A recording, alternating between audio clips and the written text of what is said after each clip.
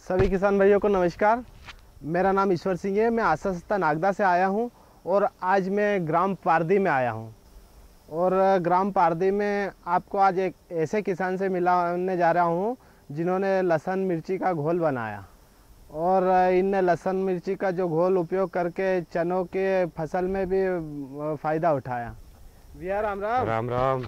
कहीं आप अपना परिचय दोगा? मैं ग्राम पारदी का रहने वाला हूँ। मेरा नाम इंदर सिंह आंजना है। मैं एक कृषक हूँ।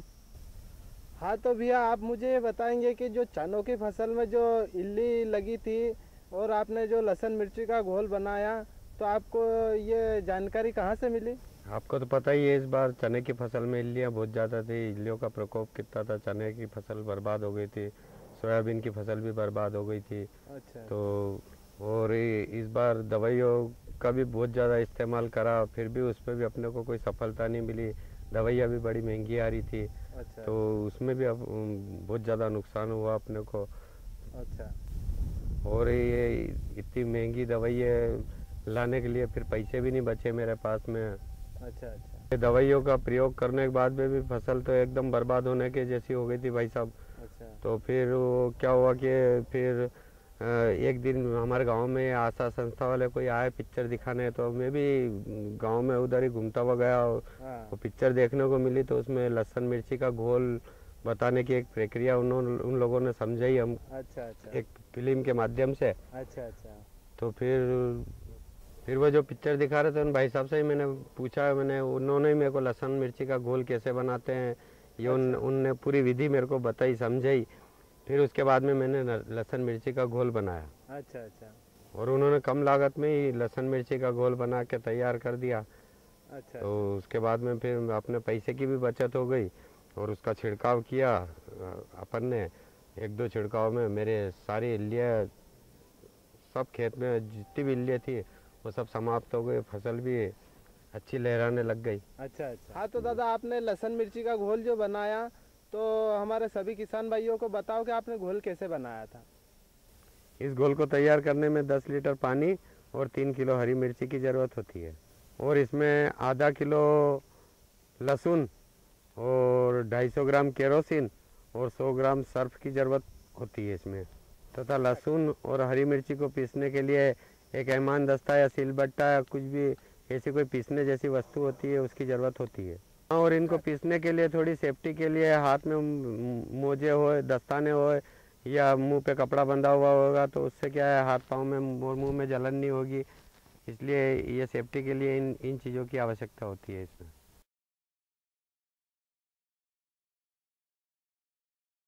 अब मैं इसकी प्रक्रिया के बारे में आपको विस्तार से बताऊंगा। चलिए, पहली प्रक्रिया तो ये है कि हरी मिर्ची को अपन 10 लीटर पानी के अंदर घोल के वो पीसी हुई मिर्ची डाल देते हैं और एक रात के लिए उसको रख देते हैं। दूसरी प्रक्रिया में वो आधा किलो जो पिसा हुआ लहसुन रहता है उसमें 250 ग्राम केरोसिन मिला के उसको भी रात भर के लिए रख दिया जाता है। दूसरे दिन उन दोनों घोल को आपस में मिला के उसमें 100 ग्राम सरफ मिला दिया जाता है। साथ में 100 ग्राम सरफ भी उसी में मिला दिया जाता है। इस प्रकार से हमारा घोल तैयार हो जाता है। इस तैयार घोल को अपन 100 लीटर पानी के अंदर मिला देते हैं और इससे अपन 1 एकड़ ज़मीन को इल्लियों से बचा सकते हैं। हाँ, तो भैया आपने जो लहसुन मिर्ची का घोल बनाया और अपनी फसल में छिड़काव किया और इल्लियों से नियंत्रण भी पाया आपने, तो और इसके क्या फायदे हैं हमारे आसपास के किसान भाई के भाइयों को फायदे बताएं आप। इस घोल का पहला फायदा तो ये है कि जो भी फसल में इल्ली पड़ती है, जैसे सोयाबीन हुआ और अपने चने हुए और जो भी और भी इल्लियों वाली कई फसलें हैं, उनमें ये बहुत फायदेमंद है। इस घोल का सबसे पहला फायदा तो ये है कि इसमें बहुत कम खर्च में किसान को इल्लियों से छुटकारा मिल सकता है। और दूसरी बात, इससे वातावरण भी शुद्ध रहता है, प्रदूषण भी नहीं फैलता है और एक गंदी बदबू भी नहीं आती है। और इसमें खर्चा भी कम आता है। और ये दूसरी केमिकल्स वाली दवाई ये छींटते हैं तो इसकी महक से चक्कर आना और यहाँ तक कि लोग बाग छींटने वाले मर भी जाते हैं। तो उन चीज़ों से भी बचाव होता है इस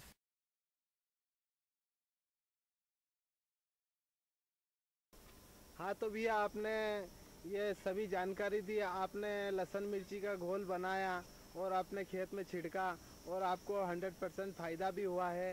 तो हमारे सभी आसपास के जो किसान भाइयों हैं उनको भी कोई संदेश देना चाहेंगे? मैं सभी किसान भाइयों को ये संदेश देना चाहता हूँ कि ये एक जो घोल बना है ये जैविक घोल है और बहुत ही सस्ता घोल है और इस घोल का उपयोग करने से आपको 100% फ़ायदा होगा। और यदि ये घोल अगर 10 से 15 दिन के अंतराल में अगर अपन छिड़कते रहे अपने खेत में तो इससे उत्पादन में भी बहुत ज़्यादा अपने को फ़ायदा होगा और खैर इल्लियों से तो बचा ही जाएगा इसमें अपने को। हाँ तो दादा आपने लहसुन मिर्ची के जो घोल के लिए जो हमारे आसपास के किसान भाइयों को इतनी अच्छी जानकारी दी, इसके लिए मैं आशा संस्था की ओर से धन्यवाद देता हूँ।